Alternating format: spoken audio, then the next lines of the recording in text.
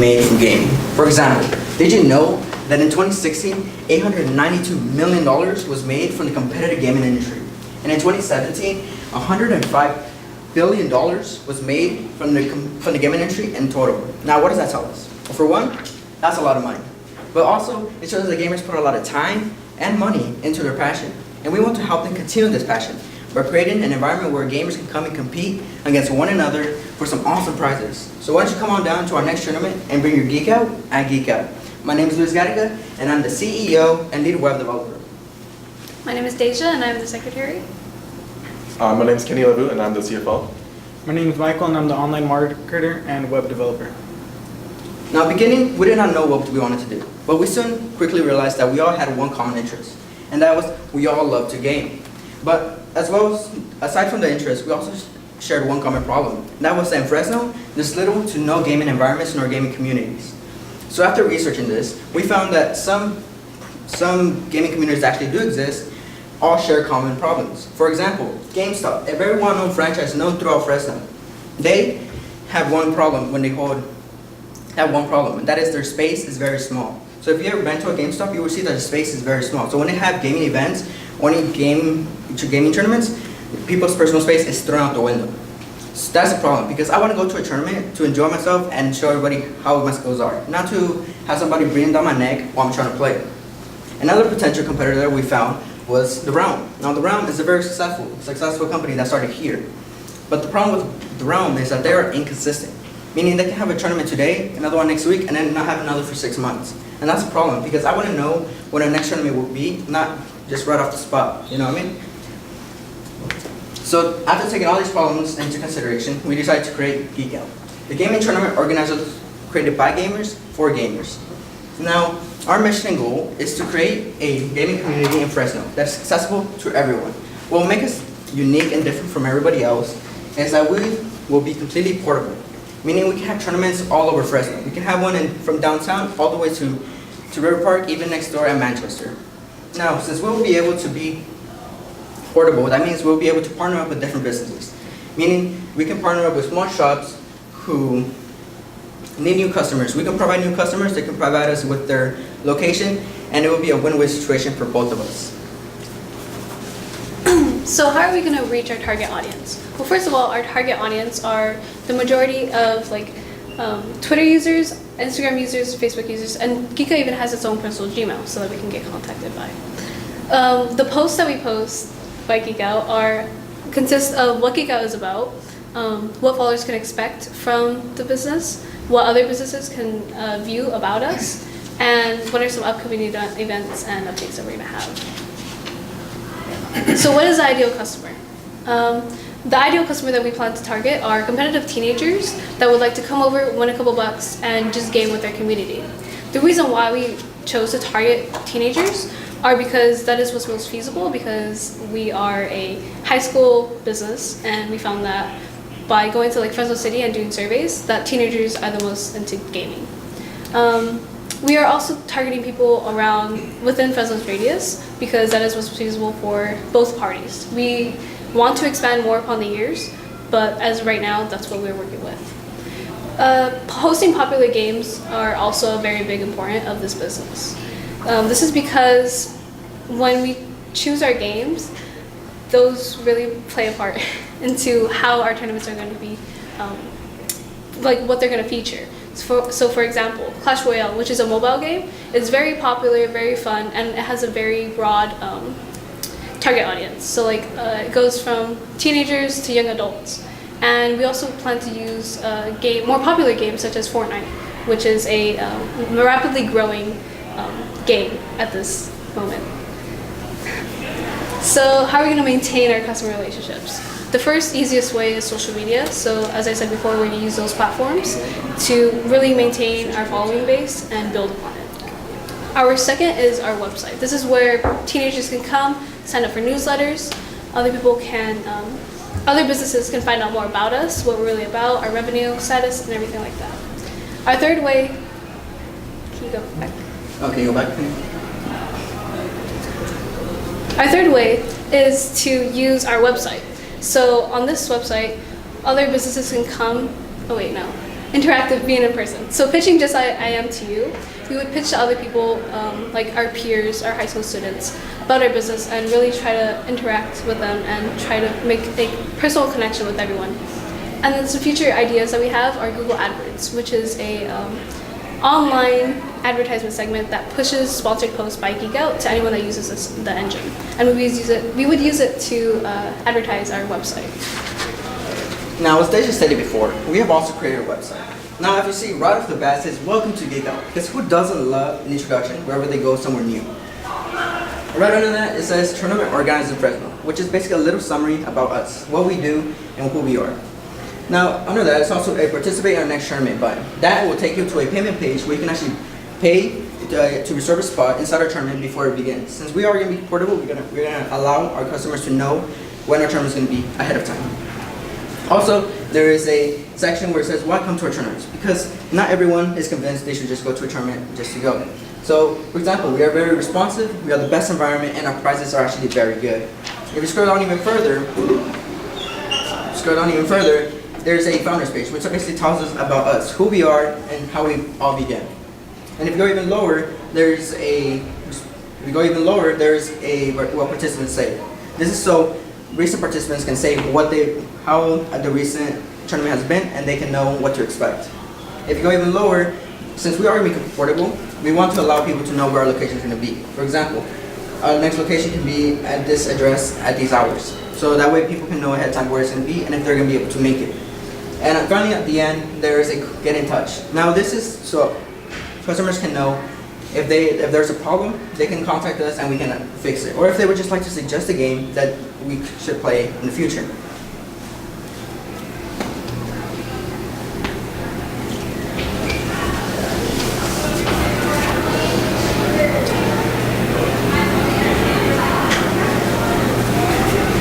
You're running us. So for our revenue, we've taken our financial capability into great consideration. So for our total addressable market, when targeting customer segment of high schoolers, we found that we could make $1.38 million. And we found this number through the total amount of high schoolers in Fresno County.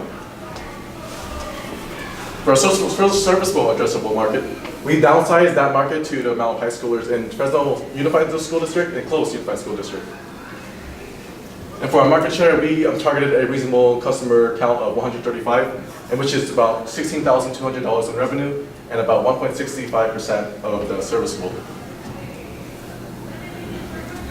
So for our COGS and SG&A, we found that the four main recurring costs would be food, marketing, our web hosting, and media equipment. Since our tournament is based around buying consoles, which is a one-time purchase, we are on the low end of this. And that comes out to $2,500.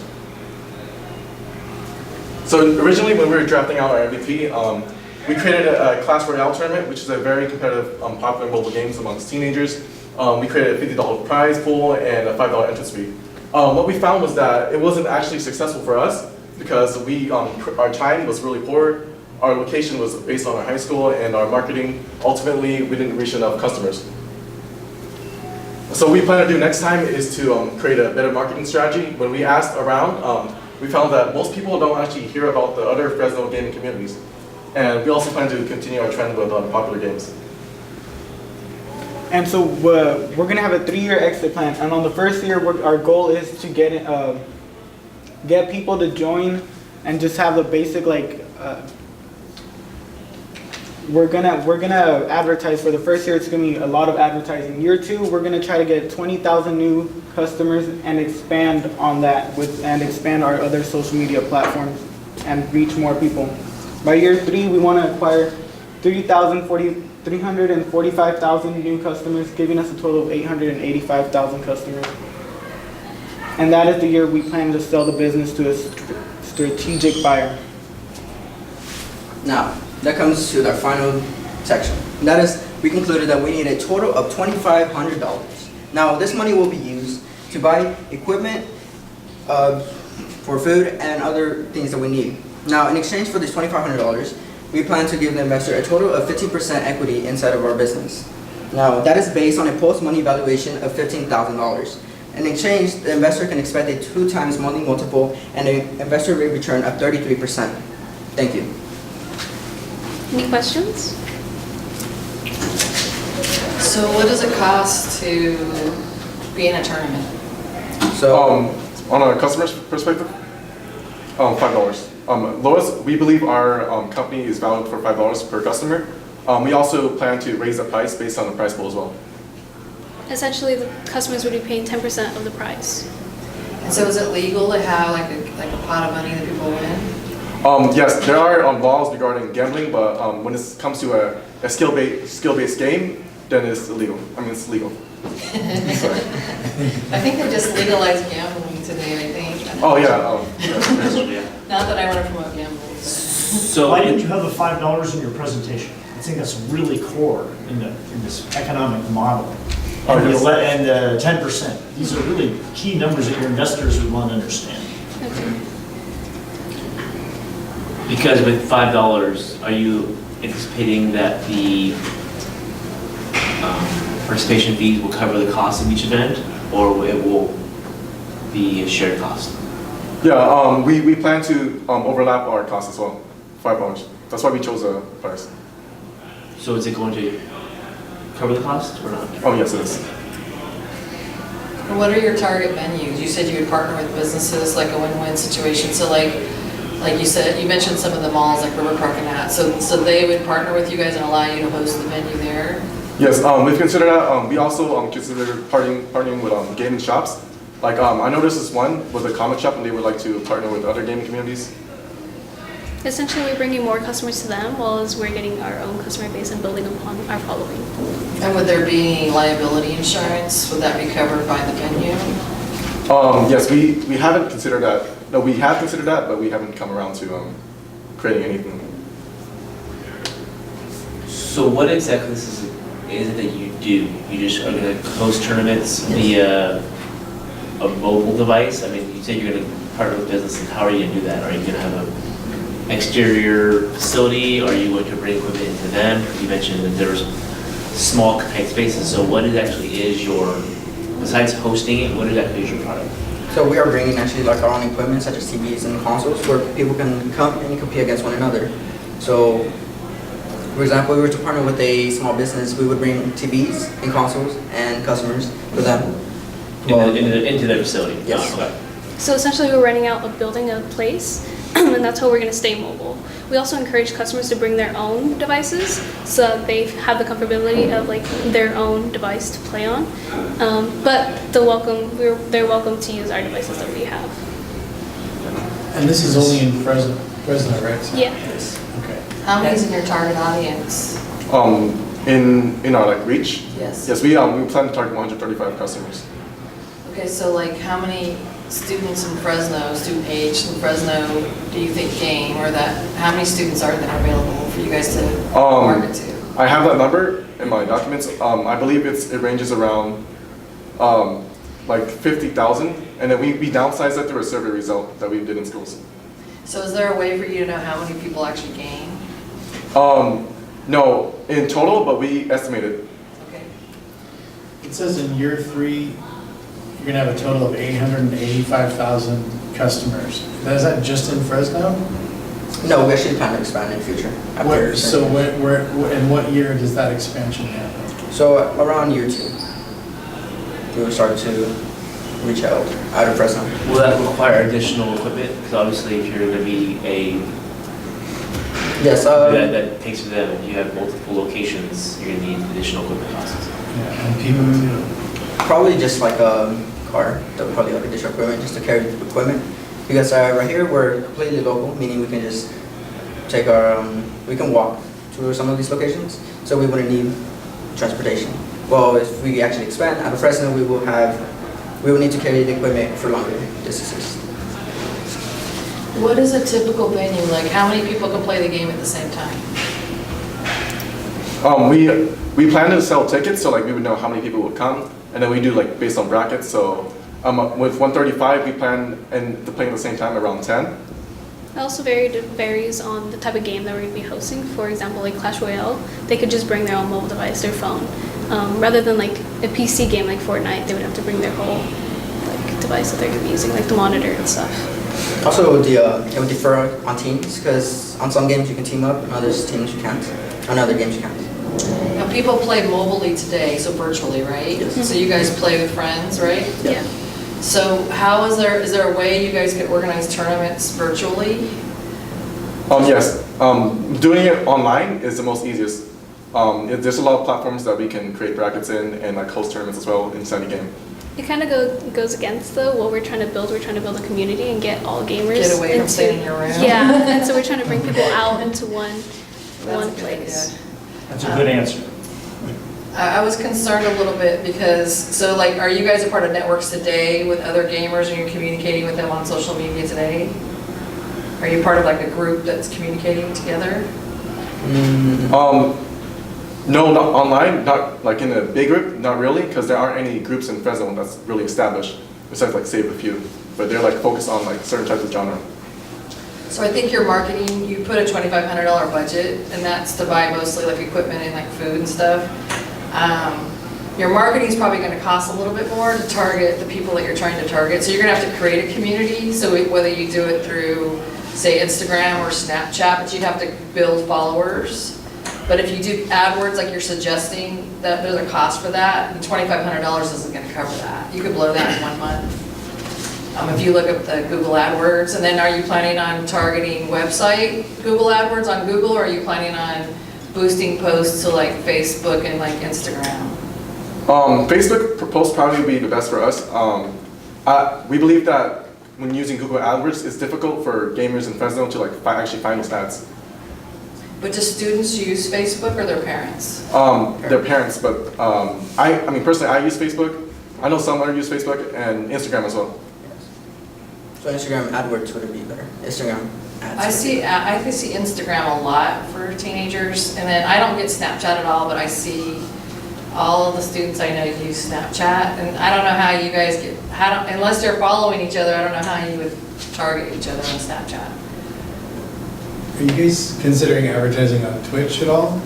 Oh yeah, as we build upon our following, we chose to possibly live stream to people who couldn't come. I would think that would be probably the most appropriate marketing channel to use for if you're trying to target gamers specifically. And Discord, I mean, do they allow advertisements on Discord?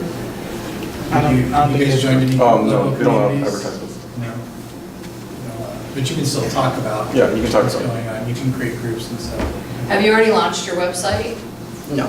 So our domain actually costs around $995. But after changing up the domain names, just so it can be cheaper, we found it costs around $10-20. And so are you the web developer? No, You are? we Both of both, you? yeah. And so you guys can code and put all the coding on to make it SEO friendly, so you can get some free traffic that way? Yes. And then you might want to put your phone number prominent at the top instead of at the bottom, because only about 2% of the people like to fill out a form fill. So you're kind of suggesting that everybody do their website, to join your community through form fill.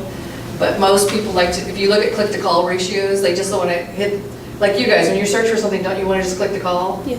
So think about the way you use it versus, would you send a form fill in? Or would you be suspicious like, why do they want all this information from me? I think it will take into consideration.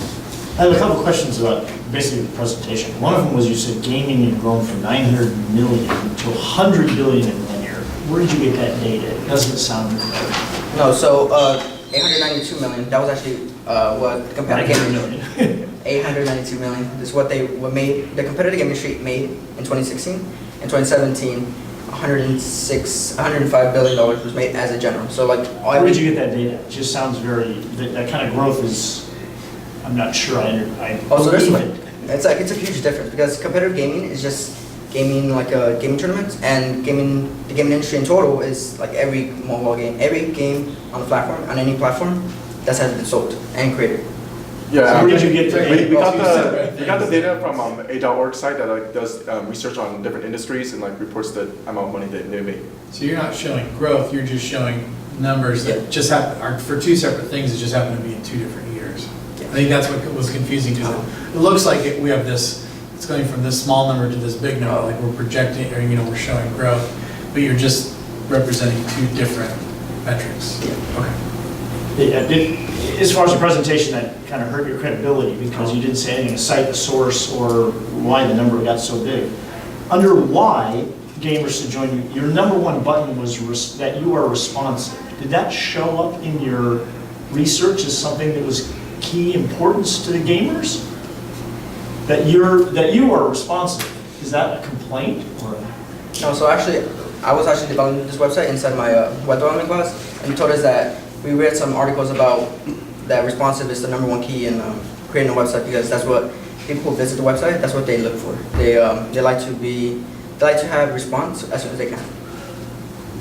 Okay, but is that important to the gamers? Because that was your number one button, and why join your site is not friends or I don't know why did you prioritize those things? It doesn't seem to match what I would imagine a gamer would be most interested in. Okay. I'm asking a question. Why did you choose those? So, as I said, I read some articles, and so when I was creating the website, that's what I decided to put, because reading off those articles that our teacher gave us, responsive seems to be like the number one.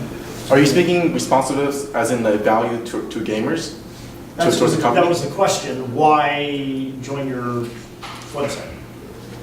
On your website, it was why number one button was responsive. I think I what didn't know Louise that's is trying to get at is we're building a personal connection with each and every gamer, as well as like other businesses, they usually just see them as like target audiences, and they don't build that personal connection, while we will have an individual response, like we'll talk to the customers and like build that personal connection. Right. So last time you presented, food was a big part of this discussion, and I don't know, you didn't talk about how the actual mechanics of a tournament would work. So I don't have a clear idea if I was an investor, like, how does this work? You haven't answered that very clearly. You get some gamers, they're gonna come into a room, and what's gonna happen? That isn't answered. So when gamers come, we're going to be partnered, since we're going to be partnered with different businesses, they will provide us with, such as, if we were to partner with a small, say, food shop, they would provide us with food, and we provide to customers, and we would just, so the gamers would go inside, they would compete against one another at one of their like reserved spots, and that's how, and we would just game until there was a winner. Yeah, and they would compete through a bracket system. We would allot them in a bracket because we would have tickets and like their names and their usernames, and we put them all together based on like their skills. Because some games have like rankings to show like who's like the better player. You should present that to the investors of actually how that works. And your valuation of $15,000 is it's kind of an absurdly low number. If you've got a good idea, that valuation isn't plausible, right? So how did you come up with $15,000 for a valuation of your idea? So, Was there any thought behind it, or how did you come up with $15,000? $15,000 was close to our revenue income subtracted with our SG&A costs. We use an Excel sheet that did all the math for it. So we didn't do like any of the manual math. we kind of just plugged in the numbers, and that's what it gave us. All right, so what is your revenue stream? You talked about big revenue numbers here, and a $15,000 valuation now. I just don't, I'm struggling from a business plan perspective. There's usually a correlation between your sales potential and your current valuation, and it seems to be very disconnected here. I didn't really see how you justify that. Because you're talking about big sales numbers. How many people? Hundreds of thousands. 345,000 new customers. At $5 a customer? I think there was a technical mishap in there. Like that doesn't sound, like you're right, that doesn't sound. I think we created our, what we're worth based on how much we're making now, and like near future, rather than in 3 years. Okay, I mean, I understand that. It doesn't sound, but 345,000 people is very, that's, yeah. I've read lots of business plans and it sounds fantastic. The sales are always in millions and the costs are in thousands. This sounds to me very much like you haven't given enough thought to how you're going to get to such an astronomical number, 345,000 people. How would you get to that kind of audience? So How many we're- tournaments would that be? And how many places would you have to go, and how often would you have to have tournaments? So we actually plan to have like 2 tournaments a month, giving us a total of 24 every year. And we actually plan to grow by actually promoting our business through social media and our recent participants telling their friends about it. So is a customer someone who pays to play the tournament, or someone who just attends the event? Someone who plays to, someone who goes to play. But we also allow spectators as a way to like get the word out and stuff. How many average people per event pay to be at that event? So What's the average price that they would pay? No, how many people are there? How many paying customers do you have on average? For sure. Or do you project to have on average for each of those events? We projected 135 per tournament. Per tournament? Yeah. Well, if you had 20,000 customers in year 2, and you only hold 24, 2 per month, as you say, there's going to be 833 people in a tournament. I'm sorry, what was the number? There's 20,000 customers in year 2, and you just said you're going to do 2 tournaments per month. That would be 833 people per tournament. That would take a long time to get to a lot of brackets. It would be a week of brackets. I think you guys need to reevaluate like how you describe that number, because maybe that's potential customers or people that have signed up but aren't actually attending events. Maybe we could be a little more specific on that. Because whenever you put a number in something like this, we're going to use that for calculations, and it's not penciling out based on those numbers. I think you've got a great idea. You need to work harder on this business plan and challenge your thinking about what's realistic. Because these numbers, any investor would say, you guys haven't given this enough thought about your business model and revenue streams and how, what does it look like? 2 tournaments, 24, and you have maybe 40 people coming to a tournament? That would even be a big number to get through brackets, right? That's 800, how many did I say? At 40 people, $5, you're a few $1,000s. So how do you get to What's the this profit? kind of number? Too, what's the profit on that event? That's kind of an important thing to know too. Because if you're just breaking even versus, you're making 50%, and your, cost of each event is included is the food, but you mentioned sometimes the food's provided by the venue, but maybe, what if the venue isn't a food place, but you're paying for the food, right? I think there's a few details that still need to get. Every event, that food has to recycle. That's a cost that's gonna happen every time you have a tournament. So it's not a one-time cost like you would with your equipment. And I was thinking, like a good target audience would be thinking about, like, say, grad nights, because they always have where you shed the students in, and they have all these different venues for you to do, but gaming is so popular, that would be, you guys could set up an event. Or like parties, like you guys are at an age now where you wouldn't go to a kid's party, like how they have the driving place over there at the mall, or they have the place where the kids go play, well, you guys are too old for that. But you would still want to do a party, and the purpose of the party is to get together, so you could even set up at people's houses and host the party. But I think they're right about the food. You guys could really make a lot of money off of food. I mean, think about when you go to any event, like any game, sporting event, whatever, people pay for drinks, food. So I mean, there is a way for you to possibly make money off of that, even if you had spectators. But if a venue would, hey, it's a win-win where they can make money off the food and it gets people to come in, I mean, that could be a big deal. It'd have to be the right venue though, that wants a teen audience. Probably not alcohol, so no alcohol, right? Well, thank you. You guys really opened our eyes to a lot of the gaps we have in our research, and we're going to strive to. It's a great idea. Good luck. Yeah, great idea. Good idea, yeah. Thank you. Thank you.